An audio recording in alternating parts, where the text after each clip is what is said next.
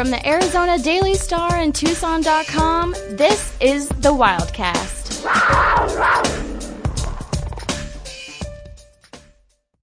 We are gathered here today for sure an episode of the Wildcast podcast, but we are also in mourning of the formerly known as the Pac-12 because USC, UCLA are bouncing, guys. They decided, hey, they're going to go to the Big Ten as soon as 2024.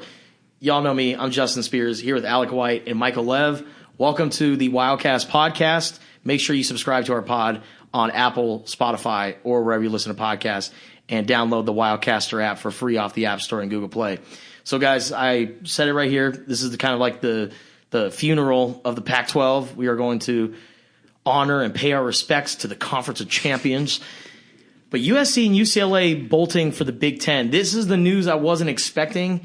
Is it surprising? It is in the year 2022. I would have thought maybe 2024, 2025. Maybe they, see what Oklahoma and Texas does in the SEC for a little bit, and then these super conferences align. But they're like, nope, we're going to fast track this. We're going to get on board with the Big Ten. So your guys' thoughts. I have a lot of things to say about this. There are a lot of layers to this, but I'm curious what you guys have to say about this. I'm not surprised at all. I'm not surprised by the timing of it either. Oh, because, really? Well, look. I'm not surprised. Just the timing, just the year. The media negotiations or window is about to open for the Pac-12. And I think the bottom line here is the bottom line. How much money would USC and UCLA have gotten per year in a media rights deal if they were still in the Pac-12? Estimates range from 30 to 40 million, I don't know, maybe 50 million at best. And reports now are that they're going to double that amount. Close to 100. It could be around 100 million. And wow. That's what this decision is all about.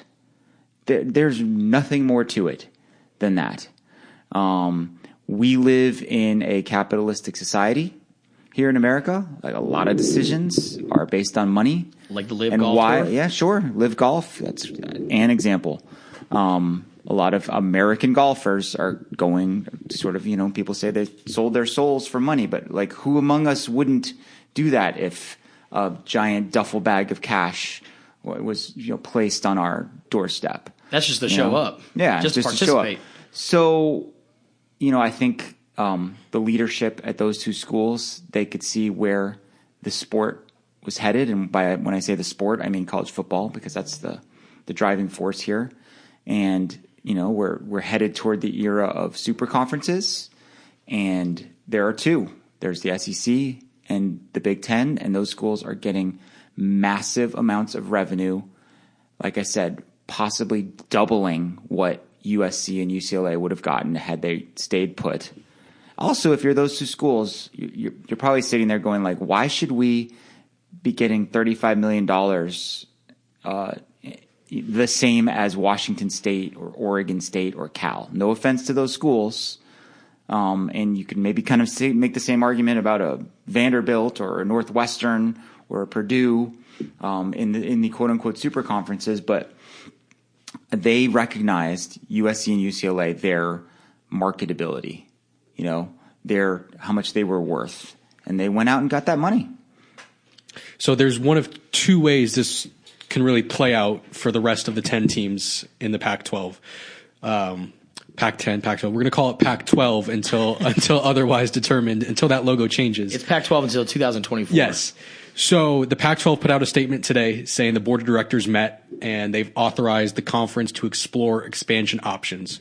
So scenario one is the Pac-12 remains intact, tries to make its way without LA, without the two brands of USC and UCLA, and pulls in other conferences, teams from other conferences, maybe San Diego State, Gonzaga for basketball, trying to add to the depth of the Pac-12, bring in powerhouses. Or it goes the other way where all the remaining universities decide to split evenly, and you see a portion go to the Big 12 and you see another portion go to the Big 10. Would not surprise me at all, and that's the direction I would lean. is that some combination of Oregon, Washington, Cal, and Stanford, maybe all of them, are going to join the Big Ten, and then you'll get a handful of here, Colorado, Arizona, ASU, Utah, potentially go to the Big 12, and I think that's where we're headed. The Pac-12 is done. Yeah, I was going to say in a perfect world for me, because I'm just as much of an advocate for the conference of champions as Bill Walton, right? We all love the Pac-12. We grew up on it. We grew up watching, West Coast football. I remember, in the 2000s when you had Cal as a top 10 team, USC in their heyday with Pete Carroll. The Pac-10 was loaded. I remember it was a very respectable football conference. But right around 2009 is when SEC kind of took flight. Big Ten started to take flight, and then the Pac-12 started to fall behind. And what happened in 2009? They hired Larry Scott as the Pac-12 commissioner. Now, also USC kind of reached the end of their run under Pete Carroll.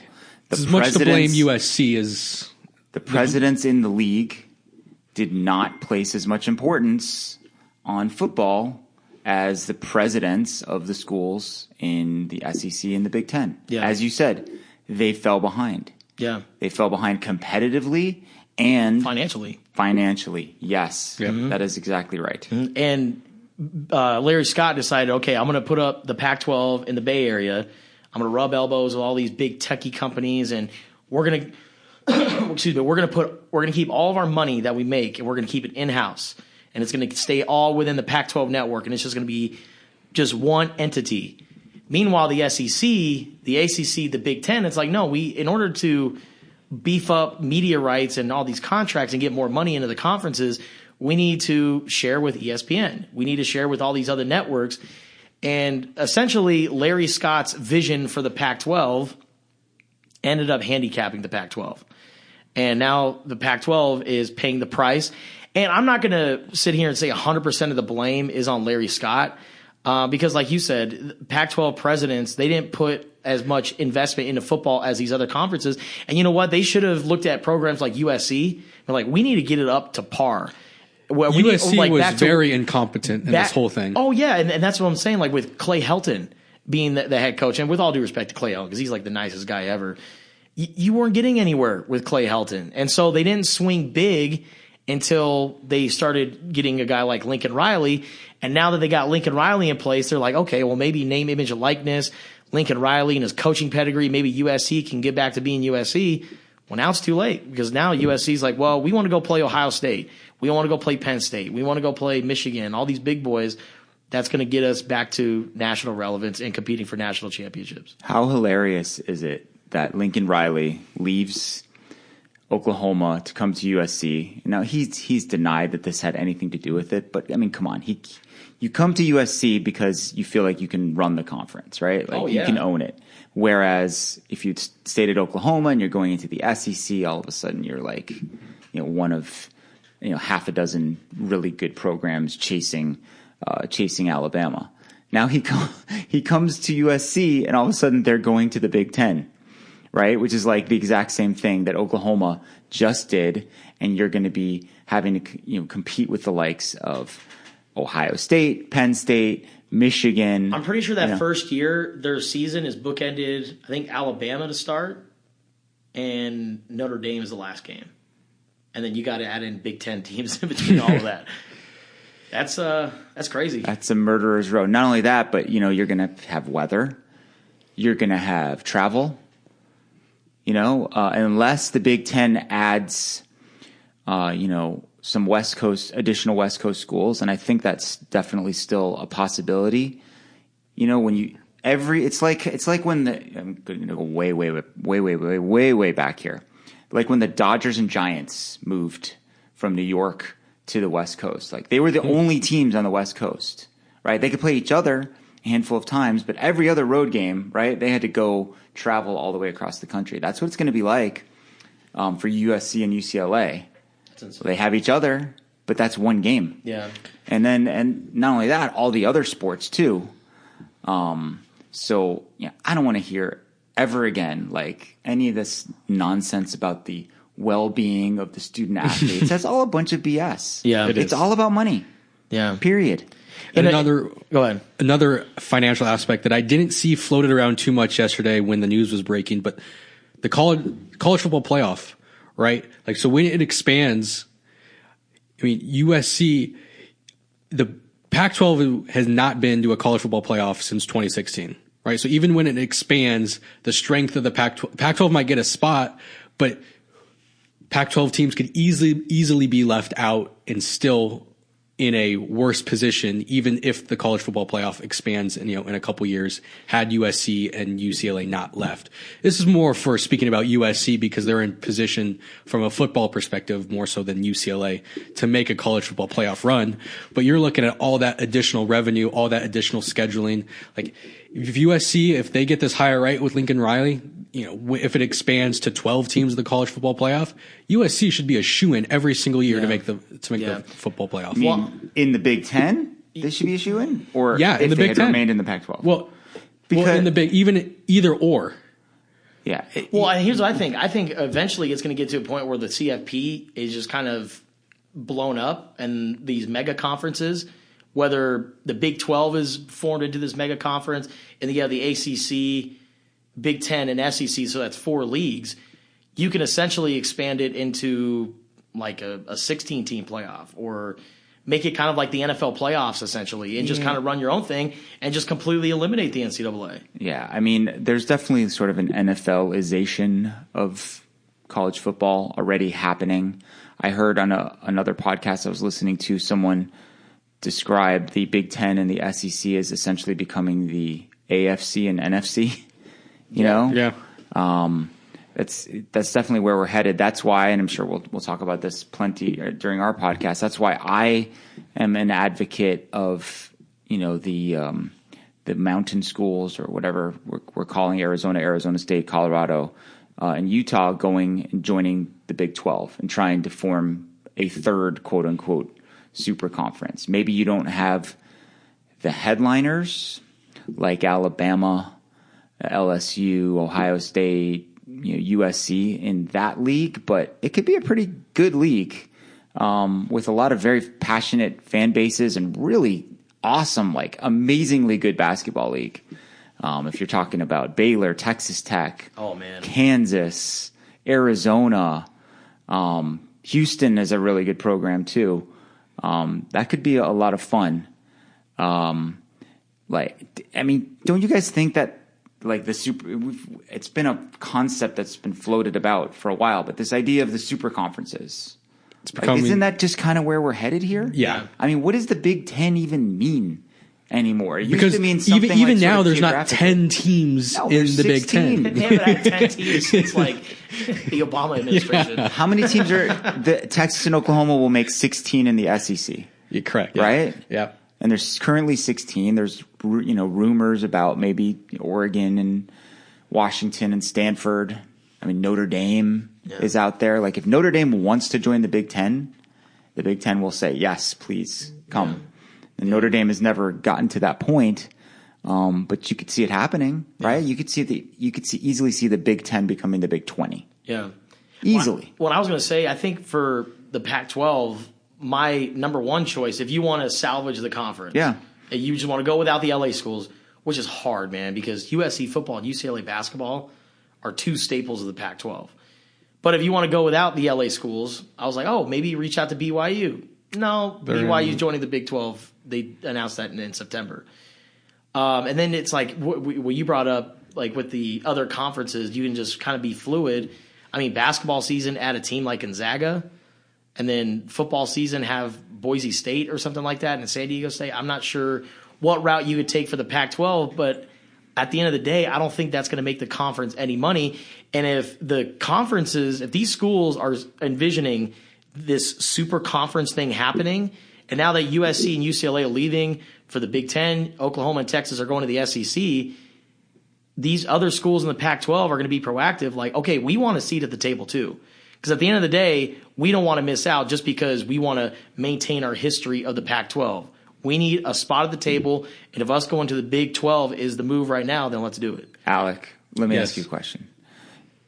is there any proof that like sort of being loyal to the conference like has any benefit? It does you any good? No trust in the conference here. No. I mean, aren't we? Don't you feel like we're kind of in the every man for himself mode Yes, at this point? It is either the big question is either expand or get left behind.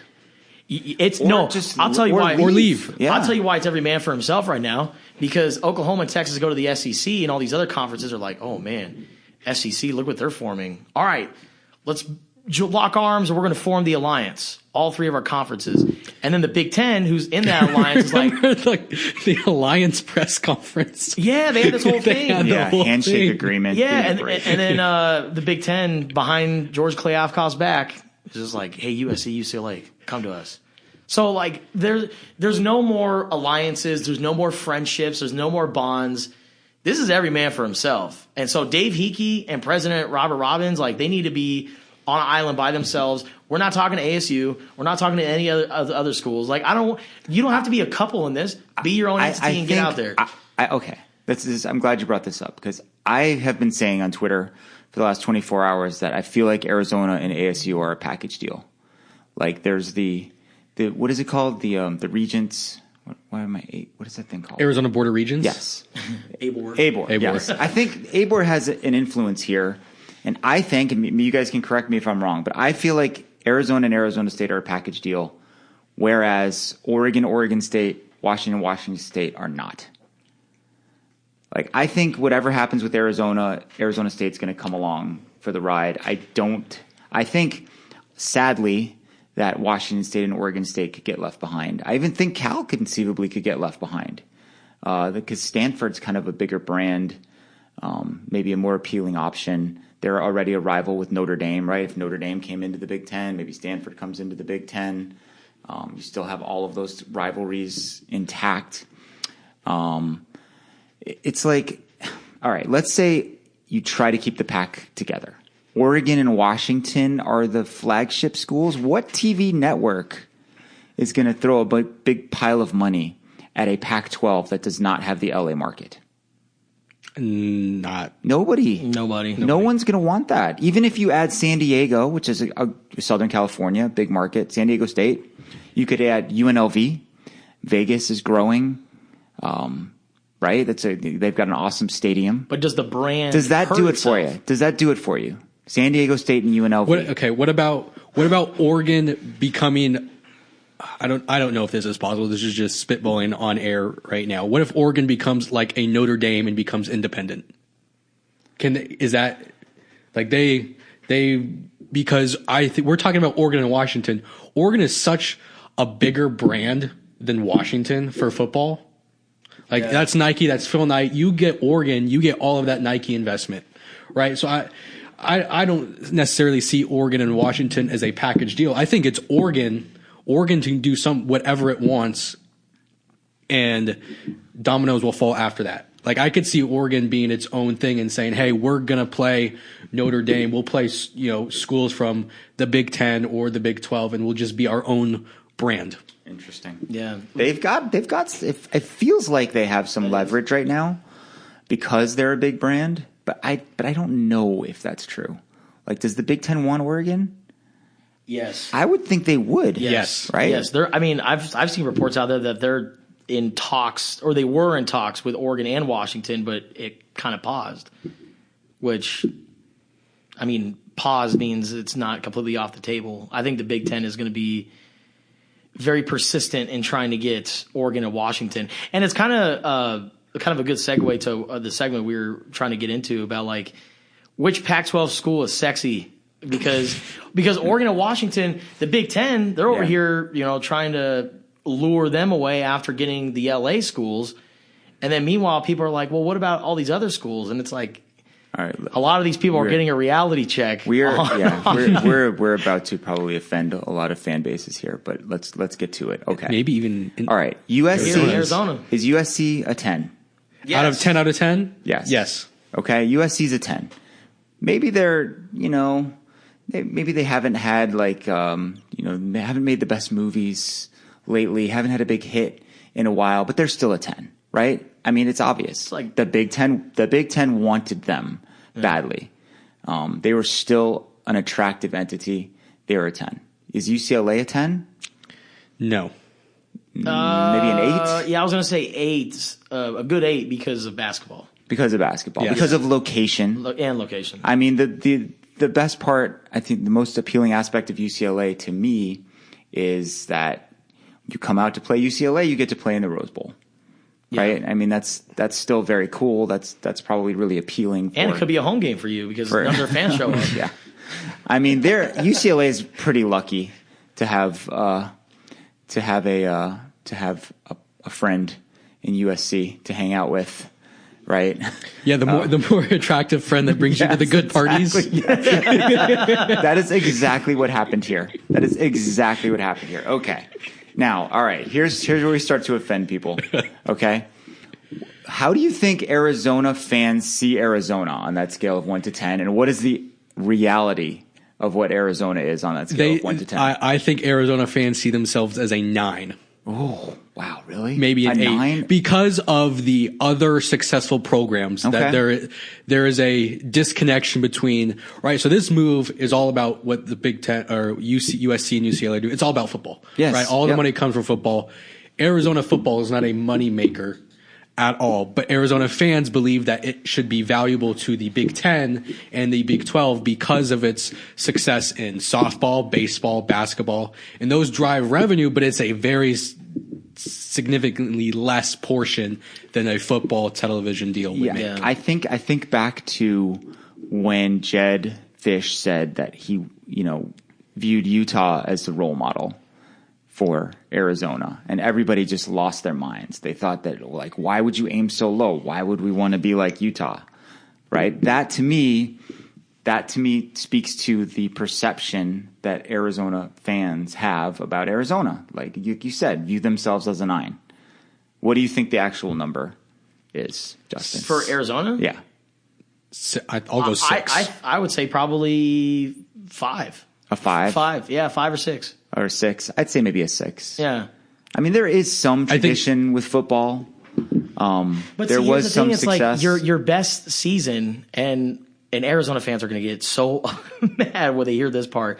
Your best season is a 12-1 year with a win in the Holiday Bowl, where you compare it to other Pac-12 programs like USC, obviously. Yeah, no, never made it to the Rose Bowl, and the way things are right now, who even knows who's ever going to play in the Rose Bowl if the Rose Bowl is The Rose Bowl's done, and that's the thing. Is like Arizona fans aren't going to get that satisfaction of playing in Pasadena for a Rose Bowl, which stinks. It really does. It really does. Is ASU? I'm going to say 6. We both think 6 For Arizona. Yeah, for Arizona. Arizona, yes. Is ASU also a 6? ASU is a 7. I'm with Alec. Is location? Yeah. The location, Phoenix being a top 10 television market and access to probably some of the best high school recruits across the country. I'm with Alec. Yeah, I would say they're about say. a 7. Yeah. But we always hear about the football program being a sleeping giant, and it hasn't lived up to it. So that's why I'm more on the side of like a 6. But yeah, I would probably bump it up a notch just for Phoenix, Tempe, being in that area. Growing population, base, like tons of recruits coming out of Phoenix now. Well, and think about how many. I think the Big Ten would make more sense for ASU because I feel like there's actually a stronger connection with Phoenix with the Midwest than all the other cities in the Pac-12, right? I mean, isn't Phoenix like a little Chicago? Kind of. Essentially? No, kind of. Yeah. Yeah, a lot of like former athletes retire there, and a lot of their sons are the ones who are becoming like these big time prospects. Ohio State has a big fan base. And basketball. Okay, what is Oregon? 9? Yes. 8? Yeah. 8 or 9? 9. Yeah, I'll go 9. They're kind of like the new bloods, as I call them, not a blue blood, a new blood. They're a team that's been consistently in the top 10 in the AP poll for the last 20 years or so. They got Phil Knight's pockets, so yeah, I'd say them. They're a 9. If Ohio State and Oregon are scheduling each other like on their own, wanting to play, and Ohio State's willing to put Oregon on that schedule, they're a 9. I put this tweet out yesterday. Pac-12 football championships since 2009. Utah 1, USC 1, Washington 2, Stanford 3, Oregon 6. I mean, they've won literally half of the last, however many, 6, 3, 9, almost half. 6 out of the last 13. Wow. Pac-12 football championships have been won by Oregon. So I'd say they're at least a 9. The problem is, like, population base. It's a tough geographical location to get it's in the corner of the country. It's not near anything else. But they're cool. They're still cool. Like 10 years after Chip Kelly, they're still cool. So I would say a 9. What about Washington? Washington, I would say, is an 8 or a 9. 7.5. Because you have Seattle, big market there. Washington has actually been in the college football playoff twice or once? Once. I would put them a notch below Oregon, though. I'd say an 8. Maybe an 8. Yeah. I mean, the reason why I put them kind of at the same level as Oregon, too, is they've had very similar basketball success. Washington more in the 2000s, Oregon more in the last 10 years under Dana Altman.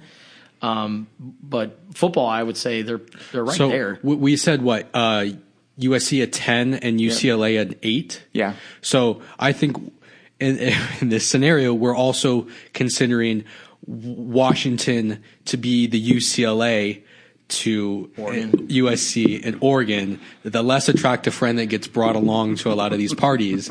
So I like the 8. If we think UCLA is an 8, then Washington is also an 8. Yeah, and with Oregon a step below USC. Yeah, and I like the 8 too, because I think there's a slightly better overall athletic program than ASU. Just have had more on-field success than ASU has. ASU has a more attractive kind of market demographic. Like we said, it's growing.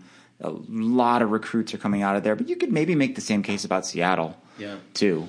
Yeah, Seattle's expanding right as there. like a sports town now more. You got, the Mariners. Mariners, Seahawks, the hockey, the Kraken. Probably going to add an NBA team. What's the MLS team? The Sounders. The Sounders. Yeah, they're very successful and popular. So, so we're saying 8. 8, yeah. And ASU's a 7. Okay, what about Stanford? Depends if that's Big Ten. That's a really tricky one. Big Ten valuing academics. I don't know. I mean, they're obviously like that. Is it called the Directors Cup? Is that the one that's like the all sport? They always win that thing, right? They're like tremendous in the Olympic sports, right? Great baseball program, great women's basketball program. They have just produce been good Olympians. at football from time to time. They produced a ton of Olympians. They're in the Bay Area sports hierarchy. I mean, where is Stanford? They're nowhere. They don't really have a strong fan base either. No. And aren't they the only football venue in the Pac-12 that doesn't have like advertisement inside their stadium? Is that a fact? I don't know about that. Haven't been there. Yeah, Ryan Finley told me that. I actually looked around the stadium. I'm like, wow, there's actually no advertisement whatsoever. So they're not like Stanford's never really been all about media contracts, the money, the glitz, the glamour, because it's like we're Stanford. We've been a very renowned entity just as an academic institution, and we have great Olympic sports. But they've also had John Elway, and they've had Andrew Luck, and they've had Christian McCaffrey. They've had these runs of great players or great success on the field. And they play Notre Dame every year. There's sort of this connection between the NorCal teams and the Southern California teams. So, we view Stanford as like, man, this is we're rating them based on a 10, right? This is the school that has all their stuff together. Yeah. Is very smart. Yeah. Like, that's the one that you take home to mom. That's the one you take home to mom. This is who you marry. But the Big Ten's like, man, I'm in my early 20s. I don't know if I'm ready to bring one home to mom. Let's get the sexy schools. Stanford is not attracting eyeballs in any football matchup unless they've got some sort of star player like an Andrew Luck or a Christian McCaffrey. Just the Stanford brand, I don't think carries a lot of weight. No, not even at home, not even in the Bay Area, let alone the country. So I'm going to say, oh boy, 7. For Stanford? Yeah. 7.5 because of a great mascot. Wow. We just What are you thinking? 6. You're thinking maybe. six? Maybe. I don't hate Wow. it. I don't hate it. I understand. You're Like, thinking okay. six. Very milquetoast. So, like, who would you rather have, like Stanford or Arizona? Like, you get to pick one. Like, if we're No, Arizona. Because I think across the board, Arizona just has better sports. I think in the quote unquote The money-making sports. money making or revenue sports. Boy, that's a tough one. So we said I would put them on an 6. even plane. We said Arizona was a 6. I'll go Stanford a 6. I would. I hear what you're saying. I mean, Arizona definitely has a Because Stanford basketball is not going to do anything. Yeah, Arizona has a passionate following, really passionate following. Tucson is a college town. It is. I mean, is Palo Alto? It is a college town, but it's not nearly as big of a city. It's just sort of like quote unquote part of the Bay Area, right? Interesting. I say 6.5, maybe. Okay. What about Cal? Cal is 4. A notch below Stanford. Maybe even 2 notches below Stanford. Yeah, I I hate put them to on the say it. 5 or the 4 range. Yeah, I hate to say it. Same kind of thing. Like they're way down the list in the Bay Area. Their sports programs are woefully underfunded and undersupported. They almost lost baseball, right? Yeah. Like baseball was just going to fall by the wayside. I don't know when the last time they were relevant in basketball, men's or women's. The Jaylen Brown here. Yeah, they got Jaylen Brown, they got Ivan Rabb, but they lost in the first round to Hawaii. That's right. So they didn't really have any deep runs with those guys. And I remember they won the conference in 2009 with was it Jerome Randall, that little point guard. Yeah, he was a pretty good player. Do you remember him? Who? Yeah, Jerome Randall. He was like Pac-12 Player of the Year, Yep. led Cal to a conference title. But that's the only time I ever remembered Cal basketball being any good. Cal football hasn't been good since a guy like Marshawn Lynch was playing for them. It's a long time ago. Because they had Jared Goff, but they were very pedestrian. They had Aaron Rodgers Yeah. at one point. I mean, Jeff Tedford was very successful as a coach there, but I'm with you. I think maybe a 4.5. Okay, here's a good one though. Utah is really like the Jazz because they just traded away Rudy Gobert. I mean, they have been the most consistent, maybe the most consistent football program in the country, in the conference for the last 5 years or so, right? Great coach, Kyle Whittingham. They've got an identity. They've got a great and following, super passionate fan base. That place totally rocks when they've got it going. They're usually competitive in basketball, right? I mean, not at the top of the league, but they're kind of a tough out. They've got that gymnastics program that's super successful and super popular. UCLA has that also, which should be noted. I'm going to say 7.5. Yeah. I was also going to go 7.5. 7.5. Okay. Yeah, I was going to say 7.5, but more on the 8 side. Yeah. Because football, man. How many times did it's they a represent good the Pac-12 South in the conference championship? So I mean, they're Salt a Lake team. City's a good market too. Yes. It's also they could be a Big Ten school, right? Yes. Yeah. So like a Great snowy, point. Yes. Great like point. blend right into the Big Ten. Snowy November game between Utah and Michigan in Salt Lake City. Oh, don't threaten me with a good time. All right. So what did we say for Washington? Did we say 7.5? Yeah. Also, okay. They kind of feel about we on the put same Washington level, at, right? Yeah. Yeah.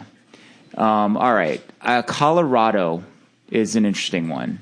When I threw out the idea of Colorado, going to the Big 12, people are like, oh, they've already been to the Big 12, and they said, oh, see you later. They kind of left that friend group to join what they thought was a cooler friend group, right? Yeah. A different hang in the Pac-12. They've had football success in the past. Their program is really down right now.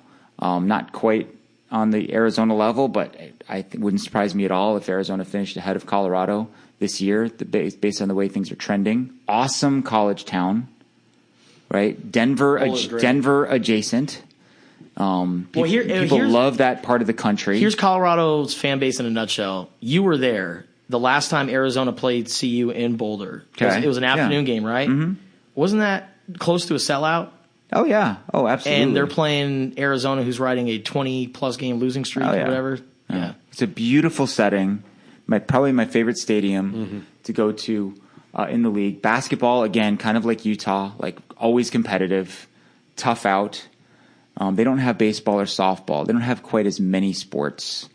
I would say 6.5.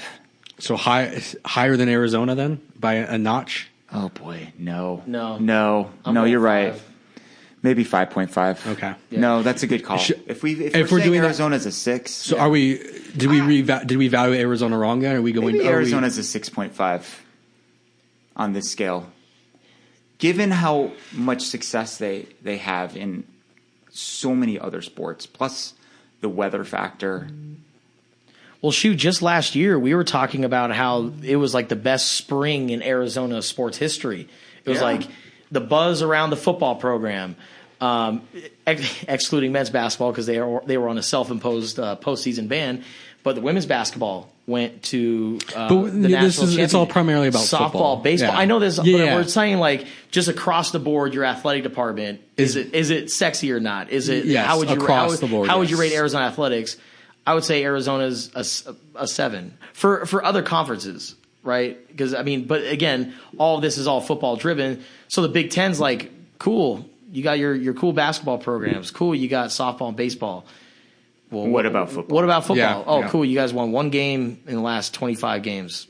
We're good. We're gonna go with Oregon and Washington, which is kind of weird. It's like Big Ten is like their standards are just so high when it comes to football. The Big Ten also put in like 9 teams to the NCAA tournament. Yes, but for football, for football, yes. For this move, it's all football based. That's why Yes. you hear them going after Washington and Oregon. Meanwhile, the rest are like, well, what about us? And it's like, well, no, you're going to go to the Big 12.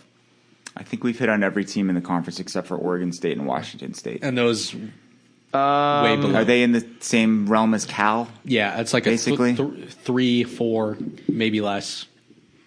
Only thing holding up Oregon State is baseball. But again, we talk about all these sports and all of this is football, like Alex said. So Oregon State has a really good baseball program. How much despite the handicaps that how they many have points with is weather, that worth though on this scale? It's not worth that 2? much. Cool color scheme. Yeah. But unfortunately, I have to agree. They're in that 3-4 type of range. Wazoo. And it's really, if we can just talk about this whole thing kind of just from a nostalgia standpoint or an emotional standpoint, it's sad. Yes. Washington State and Oregon State conceivably could be left out. However, whenever the music stops playing in this game of musical you chairs. mean like Mountain West? Yeah, no, exactly. Yeah. Yes, like their best option might be something like the Mountain West. Relegation. You're getting demoted. It's like, sorry, man. Look, that could happen to Arizona too. It's not impossible that when all's said and done, there's just kind of nowhere to go, and they end up in a league with San Diego State and UNLV and New Mexico State. And again, no offense to any of those programs, but when you view yourself as a 9, and that's you don't want to associate with the 4s and 5s. Yeah. Mm-hmm. So I was looking at all the questions that I put out on Twitter for the mailbag, and pretty much a lot of them are what's happening for Arizona, like what's going to happen with the Wildcats. So what do you guys think is going to happen with Arizona? Are we going to see a super Big 12 and have a Big 12 East and a Big 12 West, or a Big 12 North and a Big 12 South? To me, the most likely scenario, assuming that the Pac-12 falls apart, that Oregon and Washington end up going, maybe Stanford also end up going to this Big 10 Super Conference, is to join forces with the Big 12. Remember, Arizona was not part of the Pac until 1978, right? Yeah. You associate the Pac with the West Coast, but Arizona's really the Southwest, right? It's not on the coast. They have had like a long-standing kind of relationship with the likes of Texas Tech, which is pretty close by. It's on the western border of the state of Texas. I could very easily talk myself into this idea of Arizona and Arizona State being part of a new look, expanded Big 12, right? And you could do it with. I like this idea of pods even better than what I threw out, in terms of divisions. Like you have the four-team pod of Arizona, Arizona State, Utah, and BYU, right? And maybe you have like the Texas schools are together, and then Cincinnati, West Virginia, UCF, and whoever is kind of the closest to them forms another one. How much fun would that be? I would like that a lot. Right? Having Utah, BYU, and ASU as kind of your three teams that you face every year. In football, in your home and homes, and in basketball, all good football programs. I mean, that would be when you sort of put all those teams down on paper. It's like this is a fun conference, and maybe it's got a little bit of appeal for ESPN, to throw down a little bit more money than whatever's left of the Pac-12. It's why I love this idea from Lev. And Justin, you said at the very beginning when you were like, it's every man for himself, and you think Arizona should just do what it can.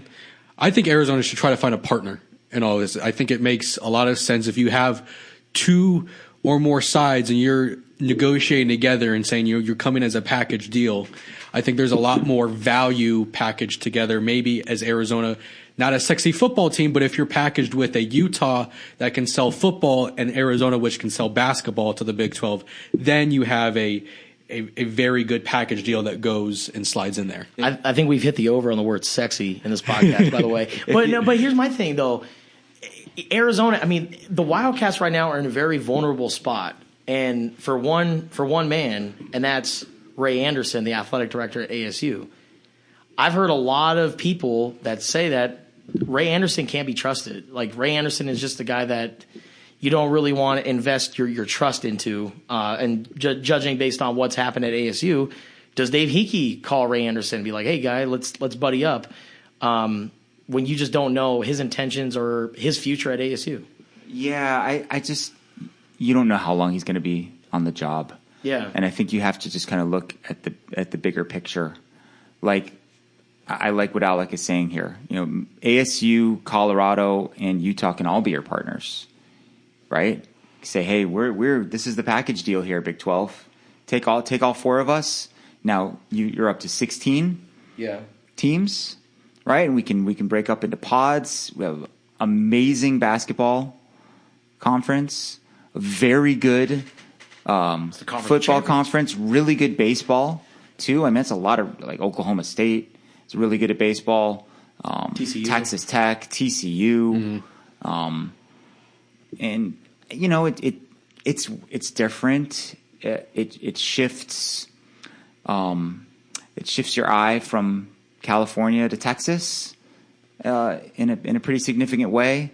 I don't know how that would impact recruiting. We could have an entire podcast probably on how this whole thing impacts recruiting. I mean, a lot of where Jed Fish and his staff are working is Southern California, right? Like, are those kids going to still want to come here if they can't play at home once a year? Are they going to have greater desire to play in the Big Ten now because USC and UCLA are in the conference?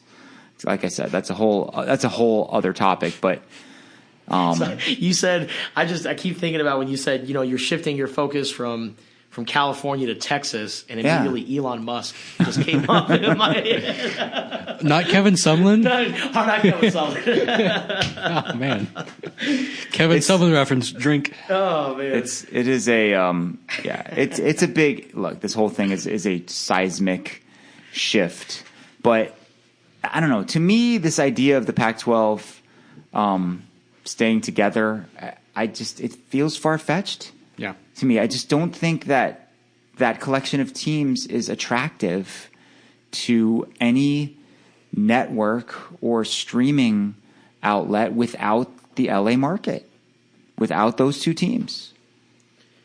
Well, fortunately for George Kliavkoff, he's got his work cut out for him. I don't know if that's fortunately for him. And, you know, it's funny, the day that we're recording this podcast is the day that he was officially hired by the Pac-12. Day one on the job was Day 364 was a heck of a day. Was it Wilner who tweeted that something to the effect of the first 364 days were just a warm-up? It was a scrimmage. for George. Yeah, now he's got his work cut out for him. But you know what? I feel confident in the direction of the Pac-12 because of George Kliavkoff's background, being headquartered in Vegas, the jobs that he's had beforehand with MGM and other entities. I don't want to hate on the guy, but just thank goodness Larry Scott is not in that seat and George Kliavkoff is. Well, we probably wouldn't be here if it weren't for Larry Scott and all the damage that he wrought. You said earlier, very good point. You said earlier that you think Arizona is in a vulnerable position. I don't disagree with that, but I also am pretty confident that Arizona is going to land on its feet. Oh yeah, whether that's part of some sort of nouveau version of the Pac-12 or like we've been talking about, like part of the Big 12. If there's anybody battle tested for this is Dave Hickey. Yeah. Seriously, considering how all the things that he's had to endure since being on the job. Goodness. Yeah. How many people were either about to start their vacations or are on vacation when this bombshell dropped yesterday? I'm wearing flip-flops right now, Lev. Come on. I was ready. Mentally at the beach. Right? But that, like you said, that July 1st date, that's like the start of the fiscal year, right? That's sort of like when everyone is like officially hired in those kind of capacities. A lot of contracts run out like on June 30th or start anew on July 1st. So maybe we should have seen it coming. Sports fireworks, man. Hey, kudos for the 4th of July. Big kudos, big ups to our colleague John Wilner for breaking the story of the summer in college sports. What a day.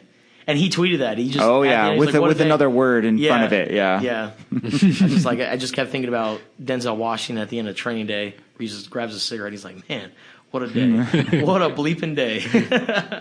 All right. Well, thank you for all those who have tuned in to the Wildcast podcast. And thank you for those who submitted us questions on Twitter. I'm pretty sure we covered all the bases here. Well, that will do it for this episode. Be sure to subscribe to the Wildcast on Apple, Spotify, and please be sure to download the Wildcaster app off the App Store and Google Play. And condolences to all of those affected by the death of the Pac-12. Thanks for listening.